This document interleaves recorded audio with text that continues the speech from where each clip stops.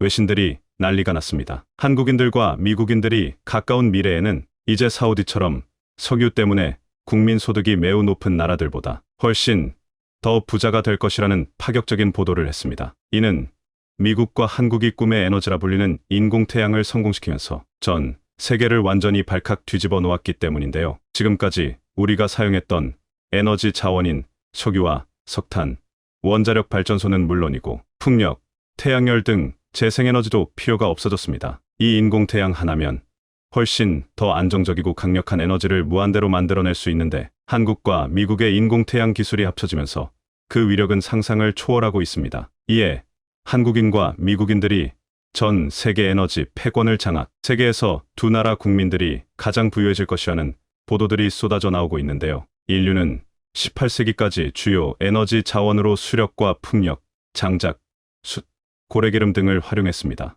인류 최초의 에너지 이용은 나무와 나무를 마찰함으로써 발생하는 열에너지를 이용해 몸을 따뜻하게 하거나 요리했다고 볼 수 있습니다. 농경 생활에 접어들면서 풍력, 수력에너지 또는 동물의 힘을 이용해 풍차와 물레방아 등을 만들어 노동에 기계의 힘을 빌리게 됐고 태양에너지를 이용해 음식의 건조, 가열 등을 했습니다. 심지어 초식동물의 똥까지 연료로 사용했는데요. 잘 말린 똥은 화력이 일정하고 오랜 시간을 유지해 훌륭한 땔감의 역할을 했습니다. 몽골 제국이 세계를 제패한 원동력 중에 하나가 말똥을 연료로 이용했기 때문이라는 말이 있을 정도입니다. 말똥을 사용하면 간편하고 시간도 절약할 수 있어 몽골군의 최대 장점인 기동력에 큰 도움이 됐습니다. 우리 고려시대에도 말똥으로 만든 땔감을 난방에 사용했을 만큼 말똥은 유용한 연료였습니다. 똥뿐만 아니라 고래기름은 17세기 유럽의 대도시 둥부를 밝히고 기계를 돌리는 윤활유로 사용되며 초기 서양 산업을 이끌었습니다. 자,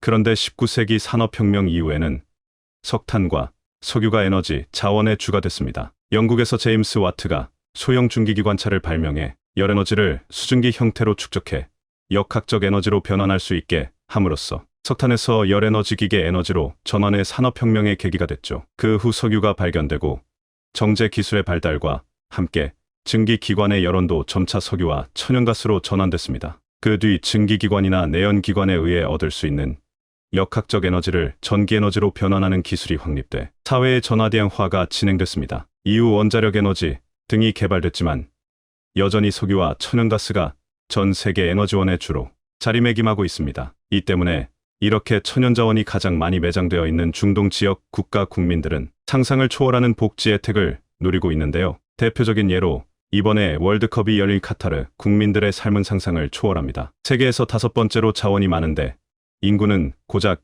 290만 명입니다. 그런데 이 중에서도 260만 명은 외국인 노동자고 카타르 시민은 고작 30만 명에 불과합니다. 이렇다 보니 이들의 삶은 우리의 상상을 초월하고 있는데요. 일단 1인당 기본소득이 600만 원입니다. 즉, 일도 안 하고 아무것도 안 해도 매달 통장에 600만 원씩 들어온다는 이야기고 신혼부부의 경우 한 달에 1200만 원이 통장에 매달 꽂힌다는 것입니다. 자, 그런데 이것은 시작에 불과합니다. 유치원부터 대학교까지 모든 교육이 공짜입니다. 단돈 1원도 내지 않아도 대학교까지 공부할 수 있는 것은 물론이고 더 놀라운 것은 유학을 가도 나라에서 유학비를 전부 지원해주고 있습니다. 뿐만 아니라 병원비도 무료, 대중교통비도 무제한 무상으로 제공하고 있는데요. 이렇게 모든 것이 무료인데도 세금은 단 1원도 내지 않아도 됩니다. 카타르의 출산수당을 살펴보면 태어나자마자 아기에게 우리 돈으로 따지면 약 1억 원의 돈을 20살이 될 때까지 부모에게 지급합니다. 아기의 부모는 아기가 20살이 될 때까지 자식에게 나오는 수당으로 아기를 양육하면 된답니다. 그리고 그렇게 지급되던 출산수당은 아기가 20살이 되면 아기 자기 자신에게 귀속됩니다. 또한 20세가 되면 남성은 매년 연봉으로 약 5,500만 원가량을 국가로부터 지급받게 됩니다. 또한 이렇게 지급받던 연봉은 남성이 결혼을 하게 되면 1억으로 연봉이 상향 조정됩니다. 이 연봉은 죽을 때까지 평생 매년 연봉으로 지급되게 됩니다. 반면 여성에게는 20세가 되어도 연봉이 지급되지 않는데 이는 여성에게 경제적 자립을 불가능하게 하려는 목적입니다. 그렇기에 카타르의 여성들은 남성에게 시집가는 것을 서두르는 편이죠. 왜냐하면 여성에게는 매년 연봉이 따로 지급되지 않고 여성이 결혼하여 아이를 출산하게 되면 그때부터 여성에게도 매년 연봉이 2,200만 원씩 죽을 때까지 지급됩니다. 남성과 여성이 만나 결혼하여 한 명의 아이를 출산하면 그 가정에는 남자 연봉 1억, 여성 연봉 2,200만 원, 아이 출산 양육비 1억, 도합 총 2억 2,200만 원이 매년 평생 지급되는 거죠. 자, 그런데 이제 에너지 패권이 완전히 바뀌었습니다. 놀랍게도 한국과 미국이 세계 에너지 패권을 손에 넣게 되었는데요. 한국과 미국이 개발한 인공태양이 바로 그 주인공입니다. 석유와 천연가스는 물론 심지어 원자력보다 효율이 비교 불가능할 정도로 훨씬 뛰어남과 동시에 태양열, 풍력 등 기존 재생에너지보다 훨씬 친환경적입니다. 그래서 우리는 이를 꿈의 에너지라 불렀는데요. 한국과 미국이 꿈을 현실로 만들었습니다. 한국의 초전도 핵융합 연구장치 KSTAR은 첫 가동 이후 꾸준히 세계 신기록을 경신해가며 그 우수성을 널리 입증해 왔는데요. 이번에 한국의 핵융합에너지연구원과 서울대학교 공동연구팀이 개발한 인공태양 기술은 세계 최고의 학술지인 네이처에 게재되며 전 세계적으로 뜨거운 환호를 받고 있습니다. 지구에서 실험하는 핵융합 반응은 중수소와 삼중수소의 핵융합 반응으로 엄밀히 따지자면 태양에서 일어나는 핵융합 과정과 조금의 차이는 있지만 같은 원리입니다. 이 때문에 핵융합로를 인공태양이라 부르기도 합니다. 지구에서 핵융합 반응을 일으키기 위해서는 태양과 같은 초고온의 환경을 인공적으로 만드는 등 여러 어려움이 있으나 그럼에도 불구하고 많은 선진국이 꾸준히 핵융합 에너지 개발에 힘을 쏟고 있는데 이는 불가능에 가까울 정도로 어려운 난제로 남아 있었습니다. 지구에서 구현하는 인공태양 핵융합 반응은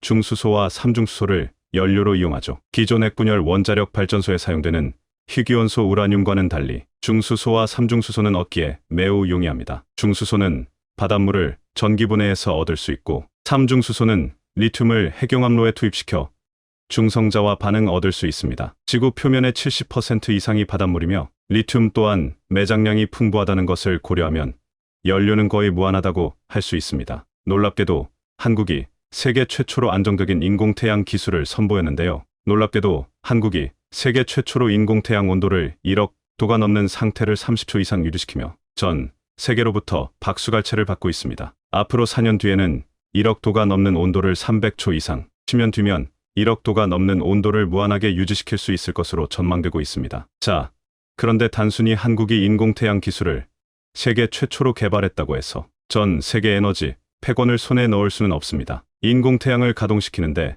필요한 원료인 헬륨3가 초대규모 필요합니다. 자, 그런데 놀랍게도 얼마 전 한국이 전 세계 언론들로부터 극찬을 받으며 발사에 성공시킨 다누리호가 바로 이 헬륨3가 어디에 있는지 탐사하기 위해 열심히 임무를 수행 중에 있는 것으로 전해졌습니다. 달에는 최소 202경 5,959조 원 가치의 헬륨3가 존재하는 것으로 알려졌는데요. 이 정도면 거의 무한대에 가까운 양입니다. 한국이 다누리호 23차 발사를 통해 헬륨3을 지구로 가져오는 데 성공하는 순간 전 세계 에너지 패권을 손에 쥐게 되어 역사상 단 한 번도 경험해보지 못한 모든 한국 국민들이 세금을 한 푼도 내지 않아도 모든 것들이 무상복지로 제공되는 부유한 국가로 재탄생할 수 있습니다. 약 12년의 건설 기간을 거쳐 2007년 완공한 KSTAR은 2008년 첫 실험에서 플라스마 고체 액체기체를 넘어선 제4의 물질로 매우 높은 온도의 에너지 상태를 켜는 데 성공했고 이후 현재까지 약 33,000번 이상의 플라스마 실험을 수행하면서 핵융합 에너지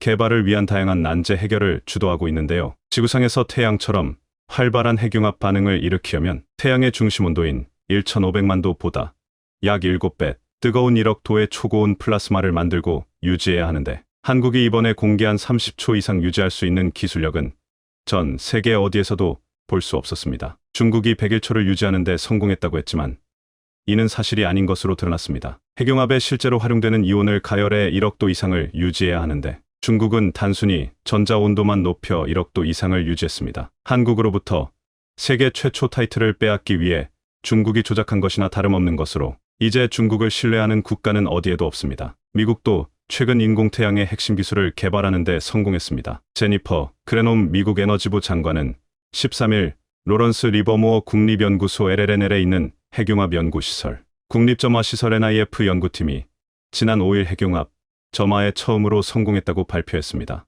핵융합 점화는 핵융합을 일으키기 위해 투입한 에너지보다 더 많은 에너지를 핵융합 반응으로 생산하는 것을 뜻하는데요. 이것이 가능해야 사실상 인공태양을 통해 돈을 버는 것이 가능해집니다. 점화에 성공하면 에너지를 추가로 투입하지 않더라도 핵융합 반응이 지속적으로 연쇄적으로 일어날 수 있기 때문에 핵융합 연구의 중대한 이정표로 평가됩니다. 핵융합 발전은 과학계에서 꿈의 에너지원이라 불리고 있습니다. 풍부한 연료, 높은 효율, 적은 유해 물질 배출이 강점이기 때문입니다. 전력 공급도 안정적으로 할 수 있는 데다가 사고 위험도 기존 원자력 발전 방식 핵분열에 비해 낮고 사용 후 연료 시설 문제 등도 거의 없기 때문인데요. 한국이 세계 최초로 인공태양을 30초 이상 지속 유지시키는데 성공한 가운데 미국의 재점화 기술까지 더해지면서 미국 언론들은 한국과 미국이 곧 전 세계 에너지 패권을 손에 넣게 될 것이라 확신했습니다. 최근 군사 정치적으로 궁지에 몰린 러시아 측이 우크라 동부 점령 지역을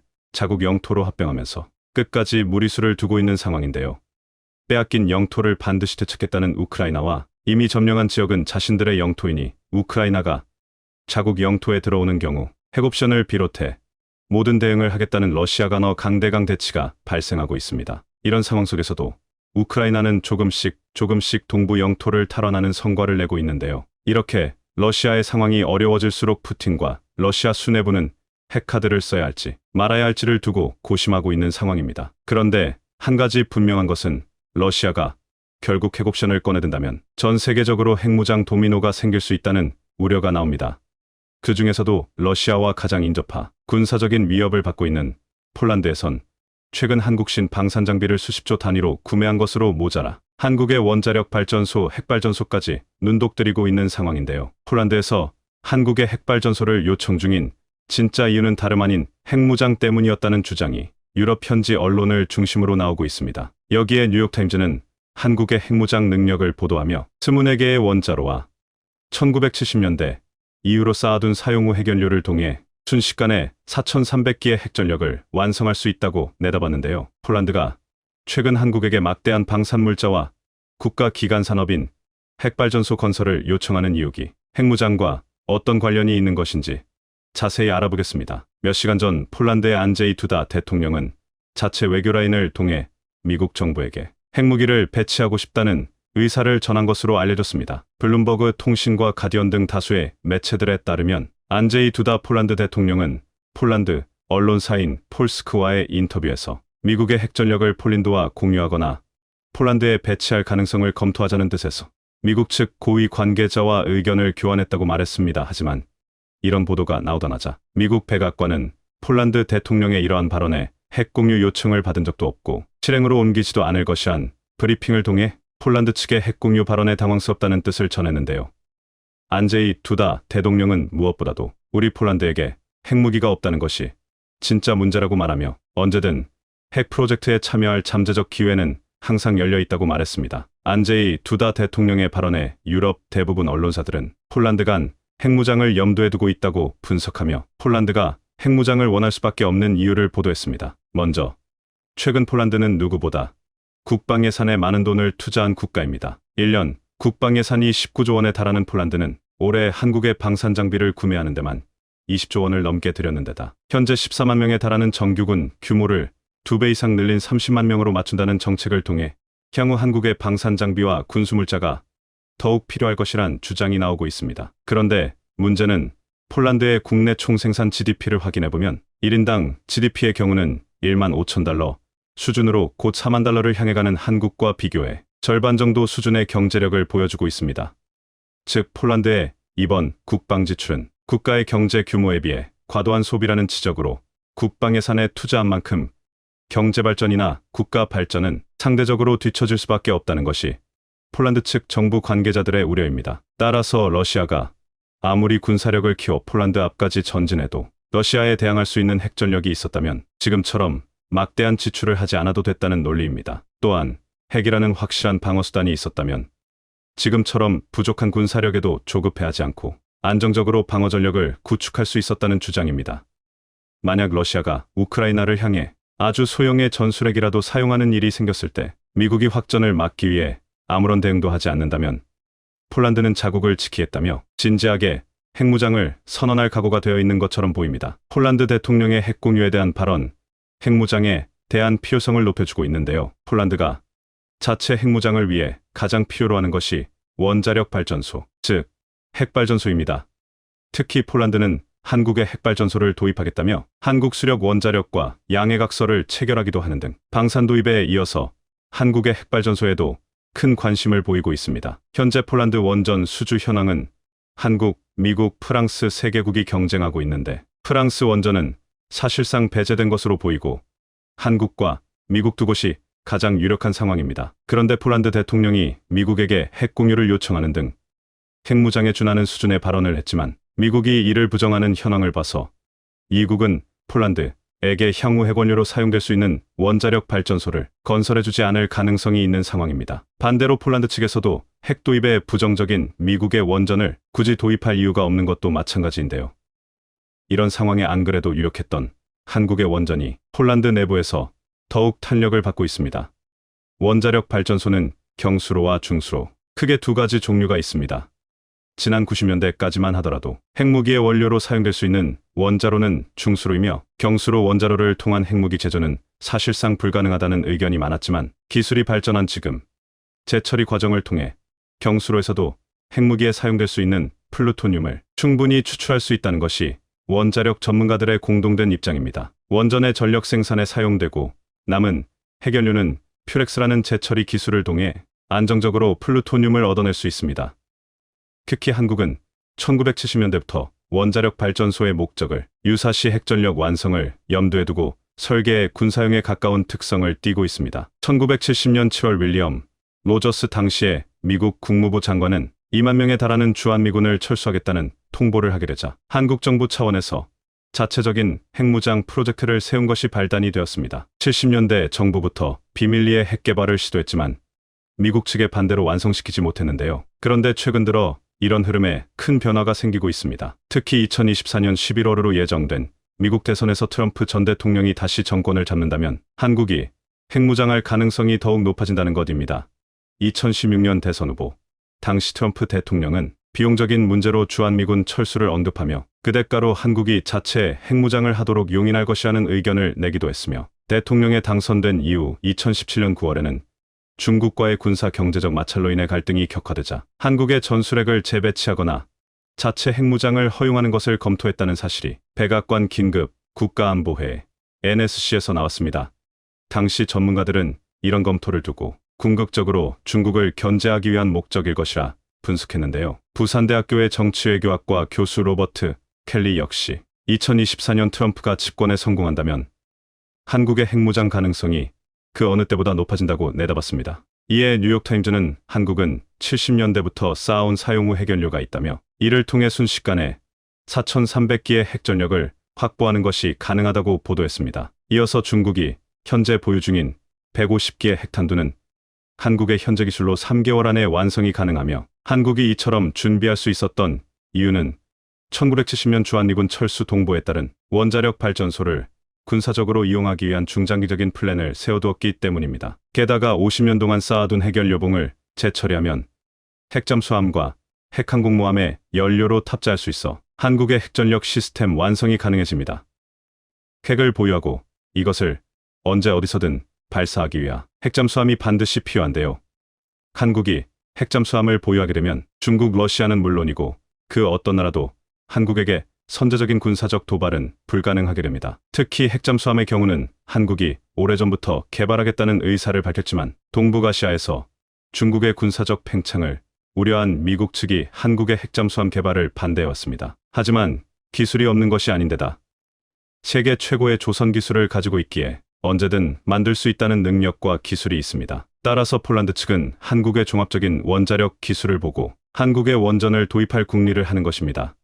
개발 시초부터 목적이 핵 추출을 위한 것인데다 일단 만들어 놓으면 향후 핵잠수함과 핵항모 등 다양한 전략 자산에도 사용할 수 있기에 한국형 핵발전소만큼 국익에 도움이 되는 선택지는 없다는 것인데요. 하지만 만에 하나 폴란드 원전 수주를 미국이 하게 되어도 한국의 시공업체들이 천문학적인 낙수 효과를 보게 될 것으로 전망됩니다. 한국이 유력한 상황이지만 미국의 원전 업체는 시공 능력보단 설계에 중점을 두고 있어 원전을 수주한다고 해도 건설과 같은 시공 분야는 다른 곳에 외주를 줘야 합니다. 그리고 1960년대 도입을 시작한 한국 최초의 원전은 미국의 웨스팅하우스에서 기술 이전을 해준 고리원전으로 이번 폴란드 원전에 미국 웨스팅하우스가 수주한다면 상당수 시공 분야에 한국의 원전 관련 기업들이 참여할 것으로 예상됩니다. 이미 수많은 웨스팅하우스 원전 건설에서 한국의 업체들이 참여해 시공한 사례가 있으며 한국의 원전 자체가 미국 웨스팅하우스의 기술 이전을 뿌리로 설계되어 상호 간 시스템이나 부품 등 호환성이 뛰어나다고 알려져 있기에 원전의 설계와 시공에서 이점이 많습니다. 한국도 자국의 안보와 이익을 지키기 위해 건설적인 핵무장 논의가 반드시 필요한 상황입니다. 유사시 우리 스스로 지키림도 필요하지만 그 누구도 우리를 먼저 공격할 엄두조차 내지 못하게 할 압도적인 저지력이 필요한 순간입니다. 특히 한국형 핵항모 건조가 논의되는 가운데 누리호를 기점으로 한국의 대륙간 탄도미사일 ICBM 기술 역시 사실상 완성 단계 수준이 되었고 거기에 잠수함 발사 탄도미사일 SLBM 체계까지 완성시킨 한국은 최종 관문인 핵 보유만 남겨두고 있습니다. 과거 선진국들이 ICBM과 SLBM을 개발한 이유는 역시나 핵을 탑재하기 위한 목적으로 모든 한국의 군사적 개발 방향이 최종 관문인 핵 보유로 가고 있다는 점은 부정할 수 없는 사실입니다. 게다가 한국은 정당한 명분도 존재합니다. 북한이 핵 개발을 완료한 단계에 접어들었는데 인접국인 중국은 북핵을 견제하기보단 오히려 적극 지원하고 있다는 사실은 매우 유명하죠. 따라서 현재 한반도의 위기 상황에 중국 역시 책임이 있으며 한국의 핵무장을 반대할 명분이 없는 상황입니다.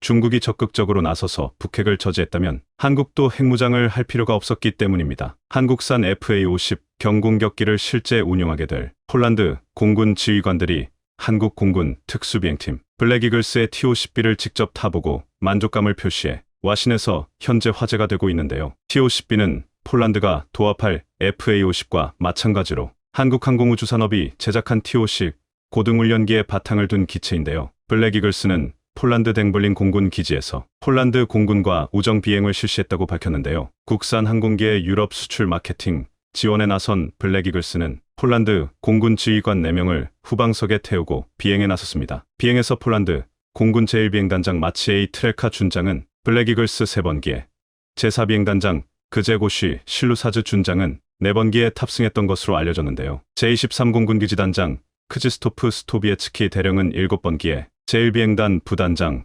비오트르 이바스코 대령은 6번기에 각각 탑승해 비행 체험을 했다고 밝혔는데요. 폴란드 공군 특수비행팀 오리게 PGL-130 항공기와 함께 날아오른 블랙이글스는 댕블린 기지 상공에서 붉은색 연기와 흰색 연기를 내뿜으며 폴란드 국기를 그리기도 했는데요. 이후 임무 공역에서 별도 비행에 나선 블랙이글스 항공기들은 후방석에 탑승한 폴란드 공군 조종사들에게 국산 항공기의 성능을 유감없이 뽐냈습니다. 50여 분간의 비행을 마치고 취재진과 만난 스토비에츠키 대령은 소감을 묻는 질문에 훌륭했다고 답했는데요. 그는 비행을 하면서 어떤 느낌을 받을지 유심히 봤는데 이 항공기는 내가 비행하는 미그-29와는 완전히 다른 새로운 항공기였다면서 항공기와 조종사 간의 인터페이스가 미그-29와는 완전히 달랐다고 했는데요. 그러면서 비행하기가 매우 수월했다. 매우 좋은 경험이었다고 소감을 밝혔는데요. 스토비에츠키 대령의 주기종인 미그-29는 러시아의 4세대 전투기로 러시아를 비롯해 옛 공산권 국가들을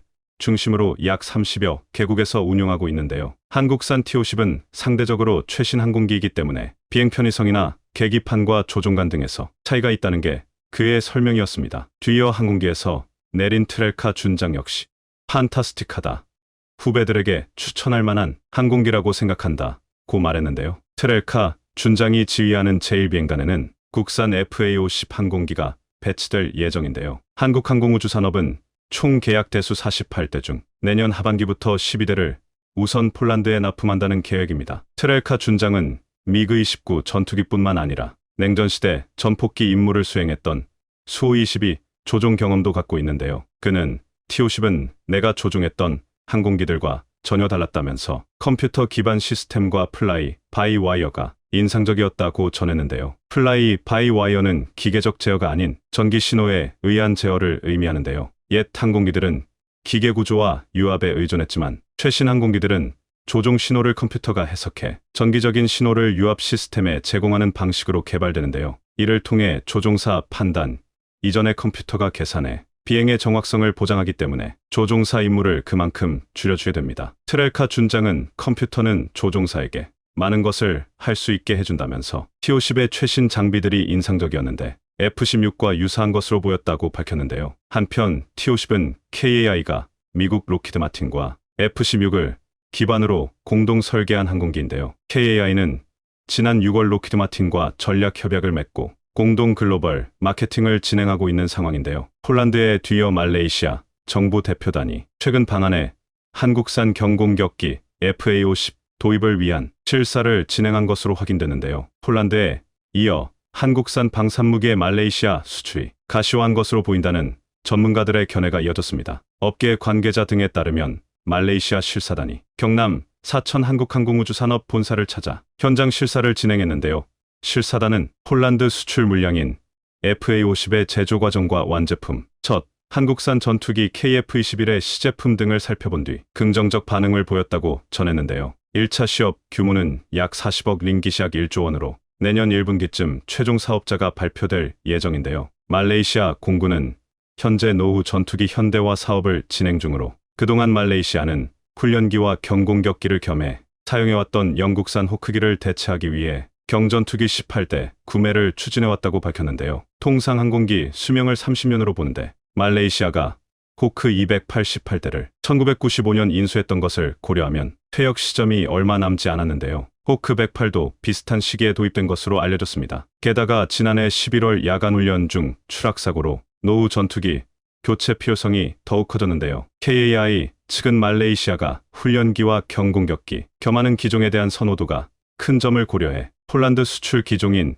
FA-50 성능 개량형을 제안한 것으로 알려졌습니다. 업계에선 후보 기종으로 FA-50과 테자스 인도산 전투기, 허제 튀르키예, M346 이탈리아 알레니아 등이 경합 중인 가운데 한국산 FA-50이 유일하게 우위를 점하고 있는 것으로 보고 있는데요. 한 업계 관계자는 FA-50의 폴란드 수출이 원활하게 잘 이뤄지며 말레이시아 측도 마음을 굳힌 듯하다며 최종 경합을 벌이던 이탈리아 M346은 후속 군수 지원이 원활하지 않아 마이너스 평가를 받은 것으로 안다 고 설명했는데요. 산업연구원 보고서에 따르면 말레이시아 정부는 군 현대화 계획을 추진 중이며 향후 무기 수입 규모가 지속해서 확대될 전망으로 현재 남중국해를 둘러싸고 중국과 분쟁, 인도네시아, 싱가포르 등 인근 국가와의 해상 영유권 분쟁 등이 이어지고 있기 때문으로 한국은 1993년과 2010년 각각 K200 장갑차 111대 1억 4,652만 달러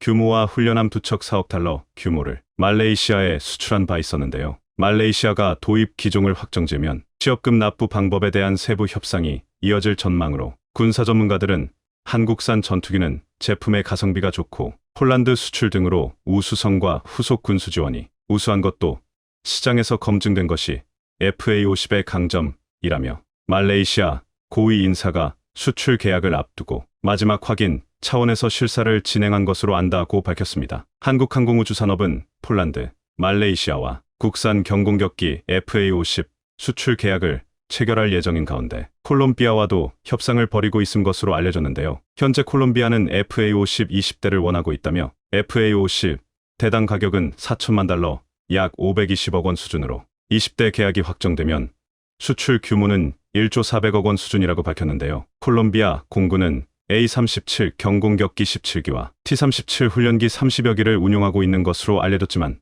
노후화로 인해 현재 퇴역 절차를 밟고 있다고 밝혔는데요. 당초 콜롬비아가 대체 기종으로 고려한 것은 F-16 전투기였지만 감염증으로 인한 경제 타격 등 여파로 예산이 부족해지자 성능과 가성비가 뛰어난 한국산 FA-50으로 눈을 돌린 것으로 전해졌는데요. 이와 함께 콜롬비아 공군이 장학생을 선발해 한국에 보내 교육을 받는 것과 티토 사울 피냐 전 주한 콜롬비아 대사가 2016년 3월 공군 제1전투비행관에서 국산 초음속 훈련기인 T-50에 탑승해 직접 비행 체험을 한 것도 영향을 준 것으로 알려졌는데요. 콜롬비아 피니아 대사는 20여 년 동안 약 8,000시간 비행한 경력이 있는 베테랑 전투기 조종사로 콜롬비아 공군사관학교 출신인 그는 주한 콜롬비아 대사로 부임하기 전까지 공군사령관이었는데요. 한국산 전투기를 탑승해보고 파워풀한 성능에 현재 아시아 시장에는 앞으로 180대 이상 수출한다는 목표를 잡고 있다고 밝혔는데요. 아시아에서는 이미 인도네시아와 태국, 필리핀 등이 FA50을 운용하고 있어 수출 목표를 달성하면 아시아 시장 지배력이 더욱 공고해질 전망으로, 여기에 콜롬비아와 FA50 수출 계약이 성사되면 KAI는 유럽과 아시아에 이어 남미까지 수출 전선을 확장하게 됩니다. 현재 한국은 전 세계 무기 수출국 8위에 올라 있는데요. 수출입은행이 지난달 발간한 방위산업의 특성 및 수출 전략 보고서에 따르면 최근 5년간 한국 무기 수출은 그전 5년 대비 176.8% 증가한 것으로 나타나는데요. 그 결과 전 세계 무출에서 엄청난 성장을 보이고 있는데요. 보고서 통계를 보면 이번 연도 기준 한국 방산업체 매출은 전년 대비 6.2% 증가한 15조 원, 영업이익은 16.4% 늘어난 5,675억 원을 기록했습니다. 방산 매출은 항공유도 31.9%, 탄약 16.5%, 화력 13.7%, 함정 13.3% 순으로 많았는데요. 4개 분야는 전체 매출에서 75.4%를 차지했습니다. 분야별 영업이익률은 항공유도 4.7%, 탄약 5.8%, 화력 6.8%, 함정 6.8%, 기동 4.2%, 통신전자 4.2%, 화생방 5.4% 등이었는데요. 한편 한국군 당국은 FA50을 비롯해 K, 흑표 전차, K9 자주포 등을 구매할 것으로 알려진 폴란드에 방산 업무를 전담하는 무관을 파견한다며, 해당 무관은 한국과 폴란드가 방산 관련 계약을 체결할 때 계약 이행에 관한 업무를 맡는다고 밝혔습니다. 군 관계자는 계약 이행 과정에서 발생한 다양한 변수에 대처하고 관리하는 게 중요하다는 판단에 따른 것이라고 설명했는데요. 이러한 한국의 무기 수입을 한 국가들 입장에서는 확실한 한국의 AES 시스템에도 바이든 대통령은 중간 선거를 앞두고 연일 일자리를 강조하고 있습니다. 대표적인 것이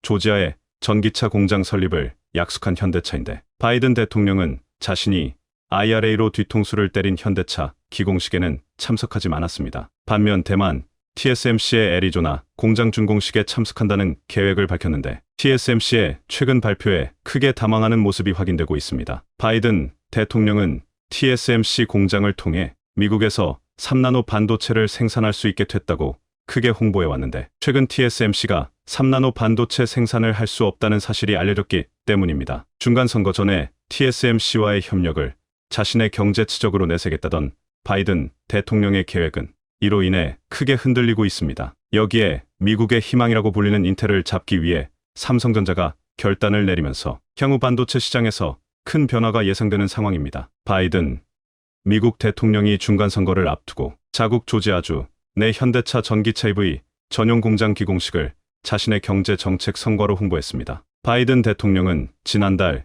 25일 현대차 조지아 공장 기공식 이후 성명을 내고, 국내에서 우리 제조업과 인프라를 재건하기 위해 민주당이 의회에서 통과시킨 내 경제 어젠다가 미국 국민을 위해 계속 성과를 내고 있다. 이번에는 조지아라고 밝혔습니다. 현대차는 이날 미국 조지아에서 연간 30만 대 규모 전기차 전용 공장 기공식을 열었습니다. 바이든 대통령은 이 공장은 내가 지난 5월 한국을 순방할 때 기공 계획이 발표됐다라며 일정보다 몇 개월 앞서 기공식이 열린다는 사실에 신이 난다라고 말했습니다. 바이든 대통령은 50억 달러 이상을 투자하고 8,000개가 넘는 전기차 배터리 일자리를 만들겠다는 현대의 약속은 브라이언 카운티 공동체 전체에 도움이 될 것이라며 이번 투자로 양질의 일자리가 창출되리라고 주장했습니다. 정말로 현대차와의 협력을 기뻐한다면 기공식에 참석해야 하지만 바이든 대통령은 당일 모습을 드러내지 않았습니다. 자신이 IRA를 통해 현대차와의 약속을 배신했고 이로 인해 큰 비난을 받고 있기 때문입니다. 실제로 현대차 측에서는 기공식 직후 기자회견에서 바이든에게 큰 불만을 갖고 있다고 대놓고 언급하기도 했습니다. 현대차 기공식에는 참석하지 않은 바이든 대통령은 TSMC의 반도체 공장 준공식에는 참석하는 것으로 알려졌습니다. 대만 연합보는 TSMC가 설립하는 미국 메리조나 공장 준공식에 조 바이든 미국 대통령이 참석할 예정이라고 이를 보도했습니다. 연합보는 소식통을 인용해 바이든 대통령이 다음 달 초 TSMC가 120억 달러 17조 원을 투자해 애리조나에 건설한 12인치 300mm 웨이퍼 공장 준공식에 참석할 예정이라고 밝혔습니다. 이번 준공식 행사에는 미국 측에서는 낸시 펠로시 하원의장을 비롯한 의원들과 미국 반도체 업계 고위 관계자, 정부 관계자 등 600여 명이 참석할 것으로 알려졌습니다. 연합보는 다만 TSMC가 미중 과학기술 전쟁이 벌어지는 민감한 시기임을 고려해 지나친 주목을 피하기 위해 미국 측 사업 책임자 명의로 초청장을 조용히 발송하고 있다고 보도했습니다. 이어 바이든 대통령의 참석은 미국 측이 TSMC의 미국 공장 투자를 주목하고 있고 반도체 자급 비율을 높이기 위해 노력하고 있다는 점을 보여주는 것이라고 언급했습니다. 앞서 트럼프 전 미국 대통령은 재임 시절 반도체 자급의 필요성을 주장하면서 TSMC의 미국 투자를 적극적으로 요구했고 TSMC는 애리조나주 피닉스에 공장을 짓겠다고 2020년 5월 공식 발표했습니다. TSMC는 오는 2024년부터 미국 공장에서 첨단 공정인 5나노미터 나노미터 10억 분의 1미터 공정 반도체 제품을 양산한다고 밝혔습니다. 이어 TSMC는 미국 공장에서 5나노미터 공정 외에 3나노미터 공정으로도 2026년부터 생산할 계획이라고 밝혔습니다. 그런데 최근 TSMC는 3나노미터 공정 양산을 오는 4분기 말로 연기했습니다. 지난달 20일 반도체 업계에 따르면 TSMC는 애초 지난달 말부터 3나노미터 공정 양산을 계획했지만 생산은 이뤄지지 않았습니다. TSMC는 3나노미터 반도체는 4분기 후반에 양산될 예정이다라며 장비 배송에 문제가 생겨 공급이 수요를 못 따라가는 상황이며 내년 완전 가동할 것이다 라고 했습니다. 이와 관련해 미국 터프츠 대학교의 경제사학자 크리스 밀러 교수는 영국 파이낸셜 타임스와 인터뷰에서 대만 TSMC의 3나노미터 양산 연기와 관련해 차세대 기술 개발 전환이 더 어려워지면서 어느 기업이든 휘청일 수 있다며 TSMC도 시장에서의 우위가 줄어들 수 있다고 말했습니다. 반도체는 회로 폭이 미세하면 미세할수록 성능이 높아지고 동시에 소비하는 전력도 줄어듭니다. 반도체 업계가 미세 공정에 사활을 거는 이유입니다. 전 세계에서 10나노미터 이하 공정이 가능한 회사인 TSMC와 삼성전자는 올해 초부터 3나노미터 공정 반도체 양산을 목표로 수년간 큰 투자와 기술 개발을 해왔습니다. TSMC는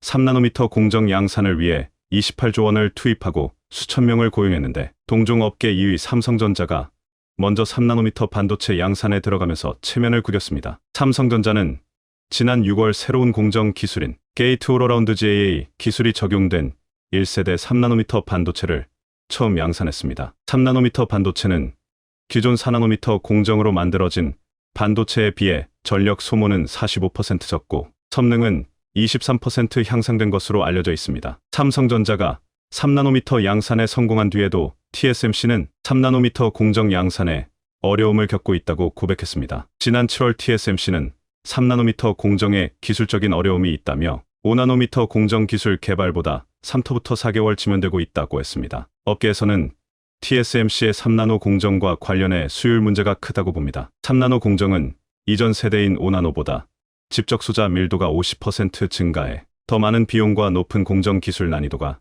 요구되기 때문입니다. TSMC 3나노미터 양산이 연거푸 지연되면서 삼성전자의 기회가 올 것이라는 전망도 나오고 있습니다. 톰3 미세 공정은 양산 안정화를 먼저 이룬 파운드리에 주문이 몰리게 됩니다. 삼성전자는 오는 2025년 2나노미터, 2027년 1.4나노미터 공정 양산을 목표로 하고 있습니다. 모두 TSMC 양산 로드맵보다 앞선 시점입니다. 업계 관계자는 TSMC의 1.4나노미터 양산 시점은 2028년으로 추정돼 앞으로 몇 년간은 삼성전자가 기술력 우위를 기반으로 시장 점유율을 높일 수 있는 절호의 기회를 얻을 수 있다고 했습니다. 삼성전자도 이런 기대를 숨기지 않고 있습니다. 경계연 삼성전자 DS 반도체 부문 사장은 기자간담회를 통해 4터부터 5나노미터 반도체는 TSMC보다 개발 일정과 성능이 뒤처졌던 것이 맞다라며 하지만 고객 얘기를 들어보면 삼성의 3나노미터 공정에 대한 기대가 매우 크다고 말했습니다. 강문수 삼성전자 파운드리 사업부 부사장 역시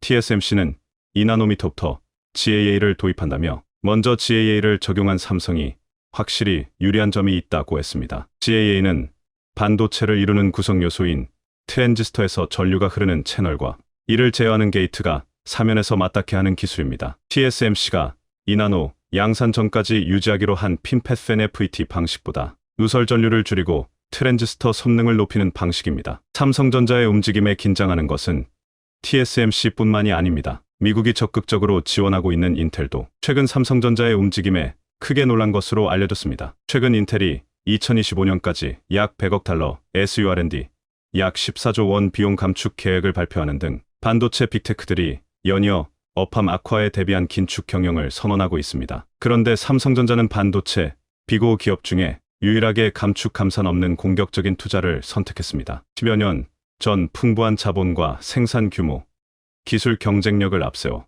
메모리, 치킨 게임에서 승리한 기억을 되살리겠다는 것입니다. 인텔은 3분기 실적 발표회를 통해 내년에 운명 비용 중 30억 달러 약 4조 원을 절감하고 2025년까지는 80억부터 100억 달러 규모의 운영 예산을 줄이겠다고 밝혔습니다. 올해 설비 투자 계획도 수정했습니다. 데이브 진스너 인텔 최고 재무 책임자 CFO는 올해 초 270억 달러 설비 투자액을 계획했지만 현재 210억 달러 규모로 조정했다고 밝혔는데 이는 기존 대비 약 8% 정도 축소한 수치입니다. 최근 인텔 외 글로벌 반도체 매출 비고 기업들이 예산 감축이나 투자 축소를 연달아 발표하고 있습니다. SK하이닉스와 미국 마이크론 테크놀로지는 내년 설비 투자액을 기존보다 각각 50%, 30% 이상 감축한다고 발표했고 대만 TSMC는 올해 설비 투자를 계획보다 10% 정도 축소한다고 밝혔습니다. 물가 상승으로 인한 정보기술 IT,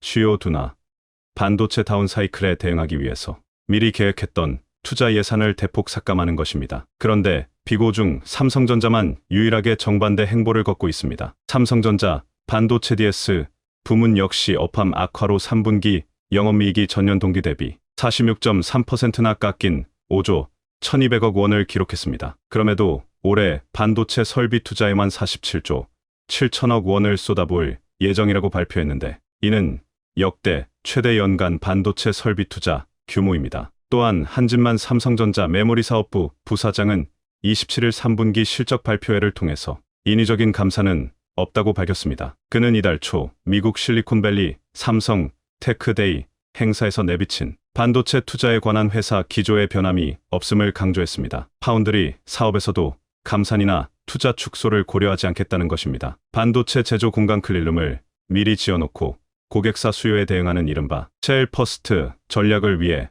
평택, 미국 테일러 인프라에 꾸준히 투자한다는 계획입니다. 삼성전자가 업계 불황에도 공격적인 투자를 단행할 수 있는 배경에는 크게 생산 규모, 풍부한 자본, 원가 경쟁력이 꼽힙니다. 삼성은 세계 메모리 시장에서 DRAM은 41.1%, 12인치 웨이퍼 기준 월 약 67만 장, 낸드 플래시는 36.6%월 약 65만 장 생산 규모를 가지고 있습니다. 제조, 설비 구축이 중요한 반도체 산업에서 거대한 생산 인프라로 규모의 경제를 시현할 수 있는 삼성전자가 상당한 우위를 확보한 셈입니다. 또 삼성전자가 보유한 120조 원 현금 금융 상품 포함은 불황에도 적극적인 투자를 받쳐주는 든든한 자산입니다. 6월 3나노미터 파운드리 세계 최초 양산 극자 외선 UV 기반 DRAM 128단 저장 공간을 한 번에 쌓을 수 있는 낸드 공정 등 원가를 낮출 수 있는 다양한 첨단 기술로 투자 리스크를 상쇄할 수 있다는 것도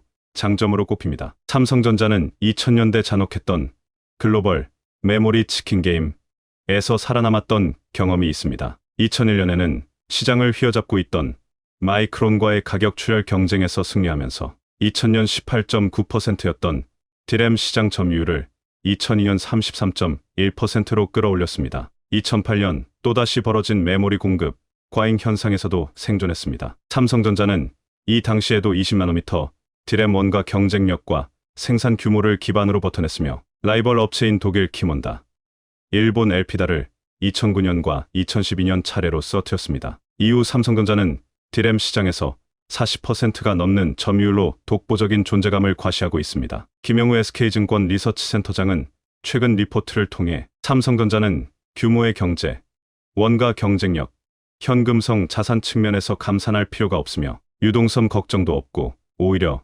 민수합병 M&A 기회도 찾아볼 만한 절호의 기회라며 메모리 경쟁사 대비 나 혼자만 레벨업 할 수 있는 좋은 기회라고 설명했습니다. 글로벌 위기 속에서 삼성전자가 막대한 투자로 TSMC를 제친다면 반도체 산업에서 한국을 대체할 수 있는 나라는 하나도 없게 됩니다. 현대차 기공식을 패싱하고 TSMC를 방문하려는 바이든에게 삼성전자가 본때를 보여줄 수 있을지 관심이 모아지고 있습니다.